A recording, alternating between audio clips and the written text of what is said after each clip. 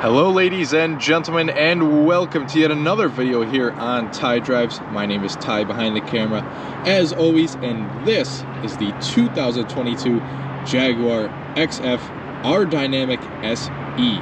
So in this video we're going to take a walk around the vehicle, starting on the outside and show you all of the features it has to offer. And we're going to take a look under the hood because there are a couple of engine options available for this vehicle. And we're going to pop the trunk next, see what kind of cargo room and amenities we're working with back there. Then we'll make our way into the interior, starting with the rear seats and moving forward finally to the front seats. But you're going to want to make sure that you stay tuned to the end of the video, because I'm going to strap this GoPro on my head. We're going to take this vehicle for a quick point of view driving video. So I'll give you some driving impressions and everything like that. Before we get started, huge thanks to Jaguar of Hartford in Hartford, Connecticut for allowing me to film this vehicle. First things first, let's start up front with the headlamps. Of course, full LED units with the J-shaped LED daytime running lights and the turn signals, so everything is full LED up front. We also have headlight washers up here and parking sensors that span the front bumper. We have lots of glossy black elements, such as the lower grille, the sort of side grills, and the main grille. We have the R Dynamic logo over here. Nice long hood with some pretty neat shapes to it as well, and some very beautiful optional 20-inch wheels, black painted, sort of a matte black painted too. And then there's some glossy black pockets in there. As you can see, the tires measure 255/35. Nice glossy black fender accent there. We also have more glossy black all around the windows. Pretty large, oversized sunroof with the shark fin antenna up top. Then we have our mirrors that are power folding, and they also have the blind spot warning in them. We have all 4 door handles have the smart key entry, so just tap to lock and put your hand behind the handle to unlock. Very nice long rear door, so you have plenty of space in the rear. And it's just such a beautiful looking car from the outside. Same wheel and tire setup as out front. Just such a good looking car from every angle. Have some pretty large tail lamps back here, of course, full LED as up front. So your turn signals, running lights, and the brake lights are all LED powered. We of course have parking sensors back here and some hidden exhaust tips, but a nice little diffuser as well. We have the reversing camera and the trunk release, and all of our blacked out badges back here. So, just a supremely looking mid-size sedan here. Really sleek and sporty sort of styling to this vehicle. So you guys know what I think about the styling on this vehicle. Let me know what you think in the comments. So Jaguar provides us with 2 different engine options for the XF. We have the P250 or the P300. This particular car has the more powerful P300 engines, and I will explain what those names mean. So both engines are a 2-liter turbocharged inline 4, but where they difference is the horsepower and torque. So the P250 is rated at 246 horsepower, 269 pound-feet of torque, and it's rear-wheel drive only. However, the one that we have here, the P300, has 296 horsepower, 295 pound-feet of torque, and that is all-wheel drive only. So of course, we have the latter of the 2 engines in this particular car, but both vehicles will come hooked up to an 8-speed automatic. Under the hood here, it's pretty tidy. So we can see that we have the turbocharging system right over here, very clear and in view. Pretty large engine cover. And we have the oil filler and oil dipstick right over here. And we also have the hood release right up in the center. Just move it over like so to open up the hood.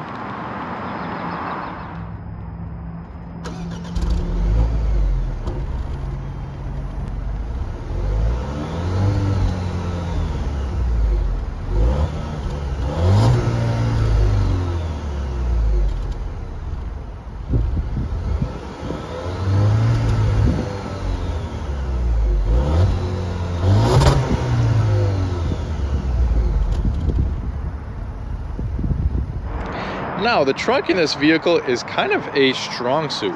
This being a very large sedan, we have a very large trunk. Take a look at how deep that goes in. It's just kind of unbelievable how large it is, how deep this trunk is. And even if you needed more space, you see the seats fold 40, 20, 40. So, with that being said, I don't think you'll have very many problems with storage space in this vehicle. You have a couple of hooks to either side to hang grocery bags or things like that. You also have some pretty cool accessories like this rubber trunk tray and the rubber floor mats, wheel locks and all that good stuff. And you also have some grocery bag hangers that fold down from the top. That's pretty cool. And the trunk is fully powered, of course. Just press the button right there. It'll close right on down automatically. So at this point, we can focus our attention to the interior, starting with the rear seats. Again, pretty large rear door, and we have this beautiful light oyster leather interior. Really, really high-class use of materials for this vehicle. So sort of this leather material up here and all the way down to your armrests. I really like the color combination of the black and the sort of light gray with the wood trim. We have the optional 16-speaker Meridian surround sound system, which sounds supreme. And just everything in here is just very nicely appointed. Beautiful attention to detail on the seats, too, with the same color stitching and the deviated leather. You can also fold down these headrests if you'd like more rear visibility, like so. And they also give you an armrest back here, so you can fold that down, and you have a couple of cup holders. Getting back here, of course, you're going to have plenty of legroom. I'd say at least 3 or 4 inches of legroom, and I am 5'10", and I adjusted the front seat to a sort of normal driving position for myself. We have a couple of air vents back here, a little bit of a storage tray, and a 12-volt power outlet. And you could definitely fit a third person back here if you had to in a pinch. They would be pretty comfortable back here, I think.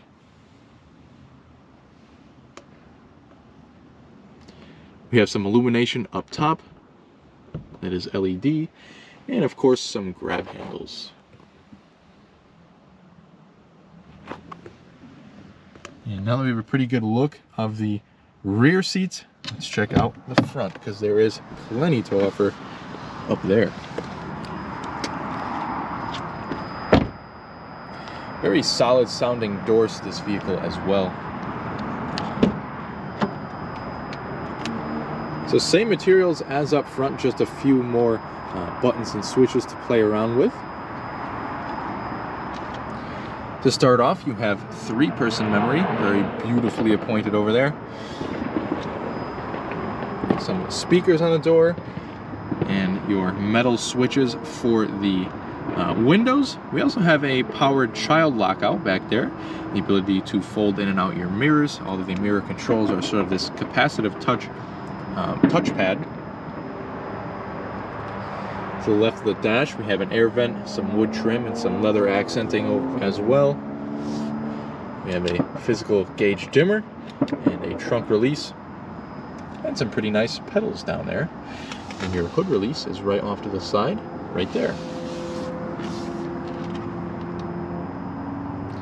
Now we do have the optional 16-way adjustable seats with cooling. Very nice pattern to the seats over here, as you can see with the stitching on the inside and the deviations. Now let me explain the power functions to you. The additional 2 ways come with the thigh extender, so that's powered with this button here. And you can also hug and loosen the rear, the upper supports on the side, so that's pretty cool. In addition to that, you have the 4-way lumbar and all of the rest of your seat controls.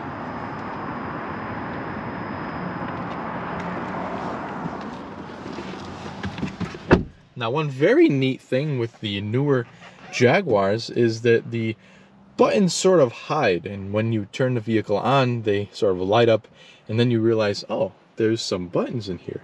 But right now it looks very simple and looks pretty neat in my opinion. So here's the key fob for the XF, fairly traditional Jaguar key fob with the Jaguar name on the back. You also have some buttons to the side to slide out a physical key in case you need it. But basic functions, so we have the lock, unlock, trunk release, panic alarm, but then you also have the ability to turn on the lights on the exterior of the vehicle so that you can find your car at night. So that's pretty cool. We of course have push button start, and it's right over here.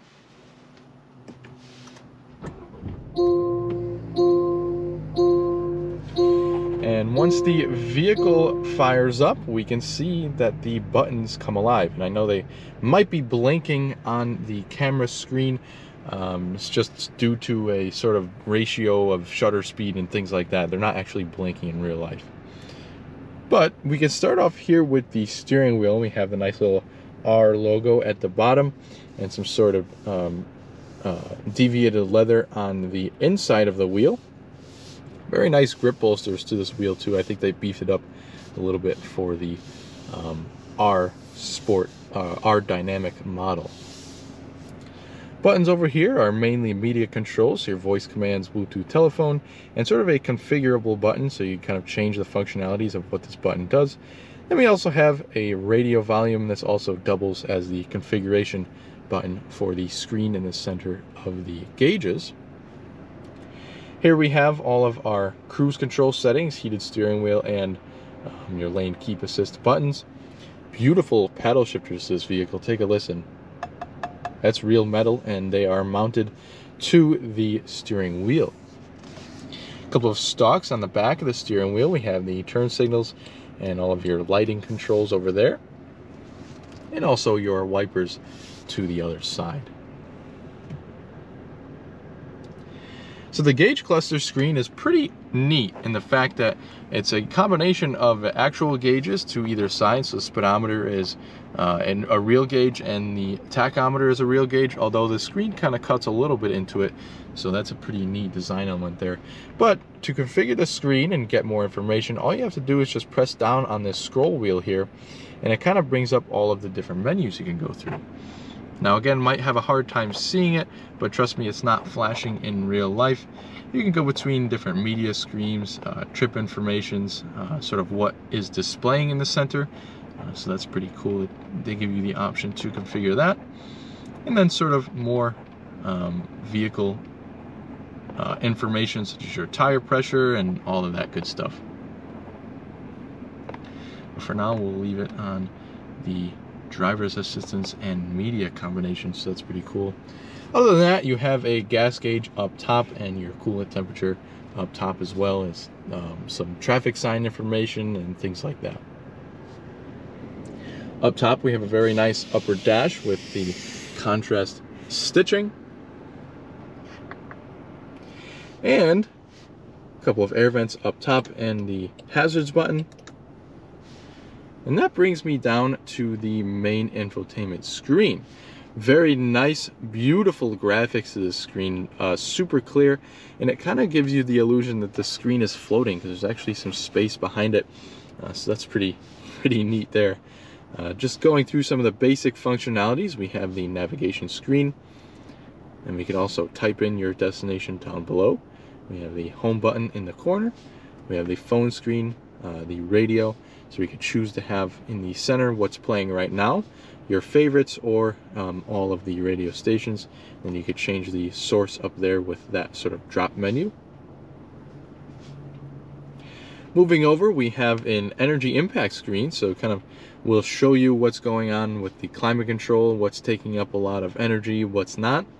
You can also get some eco tips, so they have you a couple of different pages for you to read up on how to drive more economically, and sort of an eco history on how you're driving and how you can kind of improve on your economy with the driving. So that is pretty neat, some of the screens that they give you in here. We have all of your system settings over here. We could kind of change the theme of the screen here, which is pretty nice, and the brightness of the screen itself. A couple of other things you could turn on and off: the auto start stop in this screen here. You can sort of adjust the 5 different menus in the home screen. We have audio adjustments and sort of all of your vehicle settings here. You can see some of the driver's assistance functions this vehicle has and all of your general settings. There's one more thing I wanted to go back to. You can sort of adjust different things according to if you want sort of like a normal sound or the meridian sound. So that's pretty neat.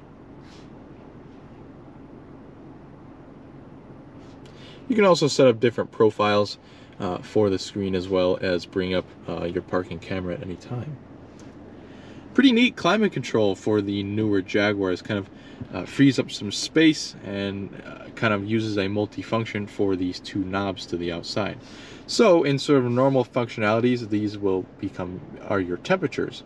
If you press in, that will become your heated and cooled seat controls. So that's pretty cool that they kind of use them as a multifunction sort of screen or knob sort of deal for the climate control. And that also has to do with the passenger side, so it's dual zone climate control. You can also bring up your seats menu. If you press that right there, you just press the on button with the negative or positive. So the negatives are the cooling and the positives are the heating. And then you could choose if you want just the backrest heated or just the cushion heated. So that's pretty neat. And that also has to do with the passenger side as well. So pretty neat stuff down here. We also have where you would like the air to blow. So you can press that and have the air come out wherever you like. We have recirculating, the heated windshield. So there's actually a heated windshield on this vehicle, and the rear defrost, and all of your AC settings. Moving down below, we have a wireless charging pad, which is pretty nice.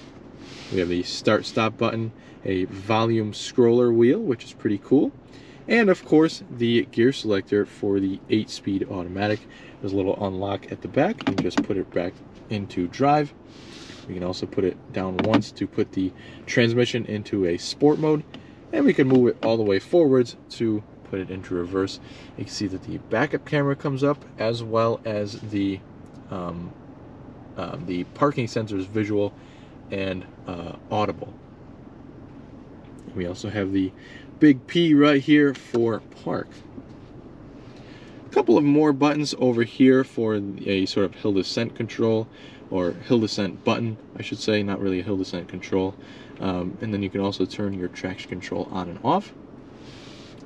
We also have the driving mode over here, so it'll kind of change in the center screen over here, so we could choose between sort of a rain, ice, and snow mode, eco, comfort, and a dynamic mode. So we'll kind of be bouncing between the comfort and dynamic modes throughout the test drive, and I'll let you know when we're adjusting the modes. Right down here you have a nice cover for your 2 cup holders, pretty large cup holders, and a 12-volt power outlet, little spot here to put smaller items.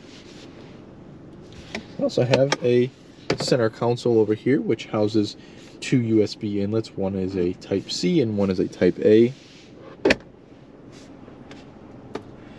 Over in the passenger compartment, they have a nice slab of leather and wood, and a lockable glove box. Once you open that, pretty decent amount of room in there. Definitely fits all of your owner's manuals and goodies, and it's all felt lined and illuminated. Now the rear view mirror is pretty interesting in the fact that it not only has your garage door openers, but it also is a camera mirror. So take a look at that. I think we're going to leave that on during our test drive and see what that's like. That's pretty neat. So you can actually adjust the brightness over here, as well as moving the frame up and down. So that's pretty neat. A couple of SOS and the emergency buttons over here, and 2 separate buttons for the sunshade and the sunroof. So pretty large single panel sunroof, and this button to the right opens the sunshade, and the button on the left will either tilt or slide the sunroof, the glass part itself. You also have on your visors a mirror and light, and also fold to the side. And all 4 passengers in this vehicle also have grab handles. But at this point, I think we get a pretty good overview of what the XF is like as far as the features. Let's see what it's like to drive it. All right, so let's take the XF for a little drive. Now, it's just gonna be kind of like a 5-minute test drive just to get a general feel for the vehicle. And that way I can relay, you know, what I'm feeling, what I'm seeing, what I'm hearing to you guys. And therefore you can make your own opinion of this vehicle. So again, we are working with the P300 powertrain, which means we have just under 300 horsepower. And we're gonna start off the drive in comfort. So we'll get a good feel for the suspension in comfort mode, and see how it reacts to the bumps and things like that. We'll then drop it down into the dynamic mode, and we'll give it a quick acceleration test.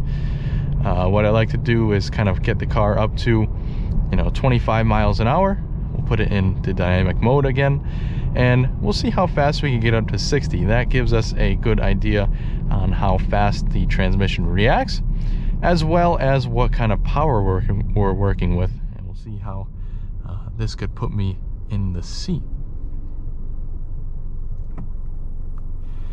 Now, this vehicle also is a mild hybrid, which means it has a small electric motor that aids in stop-start.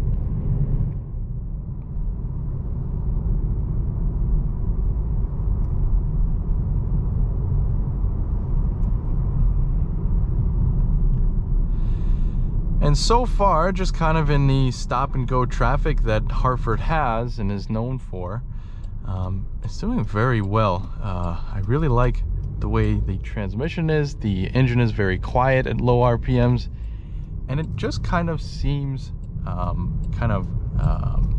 should I put this, distance from the outside. So, you know, you really don't get a whole lot of road noise, and you just kind of feel isolated from everything that's going on the outside. Just kind of trying to hit a couple of potholes here to get a feel for the suspension, and it's very comfortable, even with these 20-inch wheels. Pretty large wheels for this car. And it's also very, very quiet. Not a lot of road noise coming from the tires or from the wind. I'm going to turn onto this road here, and we'll put it into the dynamic mode, and this is where we will test out the acceleration that this vehicle has to offer. So again, we'll kind of just leave the car in automatic and see what the transmission does when I punch it.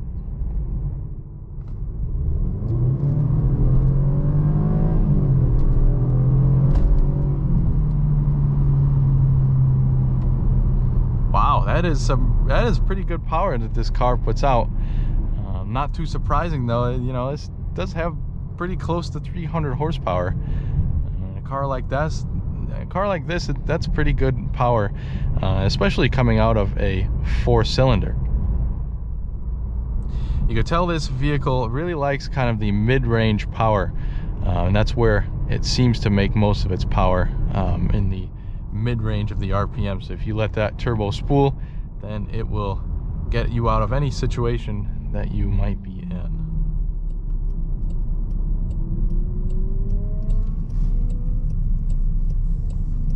You can also feel that the steering feel does get a bit more heavy when you put it into the dynamic mode. But just coming back into our sort of home base here, what are my wrap-up thoughts on the XF? I think it's a very, very nice car. It's got the looks, and it's got plenty of technology in here as well, and it's definitely got some good power. Very quiet in here too, so very not a lot of road noise, not a lot of wind noise, just a very sort of isolated car, as I said before on the test drive. So that's basically it on the Jaguar XF. I hope you've enjoyed this car just as much as I have, and I also hope you stay with us here at Ty Drives for more videos just like this one. Thanks for watching.